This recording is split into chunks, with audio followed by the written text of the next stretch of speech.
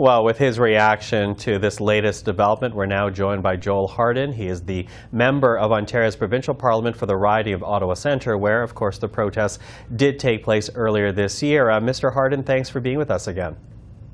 Pleasure to be here. Listen, I want to begin with your reaction to what we've now heard from both Mr. Ford and Ms. Jones, their decision to fight the summons. Well, the people of Ontario have every right to be asking, what does the Premier and the former Solicitor General have to hide? I asked the same question, Michael, myself, in the legislature in question period a number of months ago, and evidently the Premier and the Solicitor General do not feel it's worth their time to stand before this commission and reveal to the Commissioner what they knew.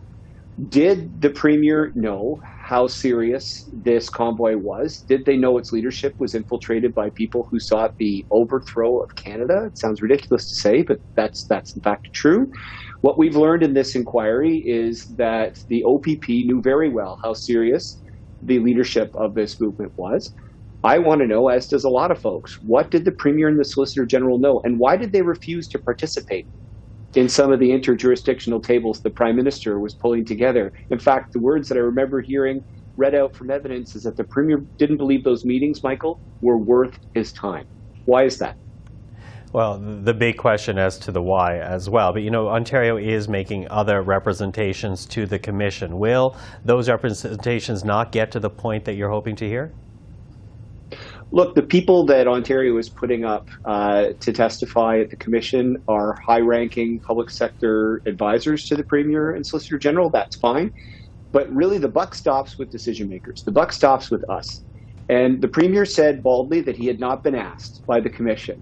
He has been asked for interviews several times, and we know today through a letter from the Commission lawyers that he has refused every single one of them. So look, here's the thing.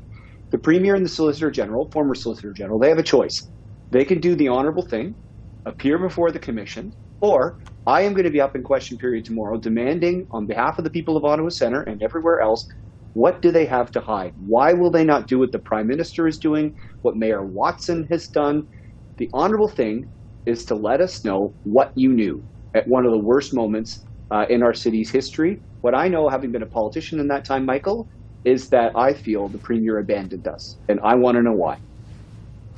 Now, the inquiry has only until the end of November to complete its work before writing a report for Parliament. The Premier and Ms. Jones, who is now the Ontario Health Minister, we should point out, they're fighting the summons in court.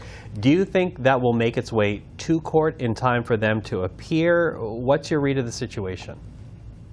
I'm not a lawyer, Michael, but what I do know is what passes the sniff test for the public. What does not pass the sniff test for the public is that the Premier was not asked to participate. We now had evidence, cold evidence today from the Commission lawyers. They have been asked to participate. They have refused.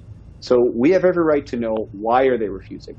I also want to know, Michael, why didn't the Premier use his powers long before the Emergencies Act was declared, as they did in Quebec, to revoke the license plates and insurance policies for these tractor-trailer trucks? Why didn't they do that? Why did they feel the Emergencies Act was necessary? Because it wasn't necessary in Quebec. They saved a lot of heartache in Quebec. But again, this is what we're going to find out through this inquiry. Why was the Premier asleep at the switch? Why was he snowmobiling with friends at the cottage while we were undergoing a siege of our city? Joel Harden, thank you for the time today. It's my pleasure. And we also want to make a note here. We did reach out to the Ford government in hopes of securing an interview. We did not receive an answer in time for tonight's broadcast.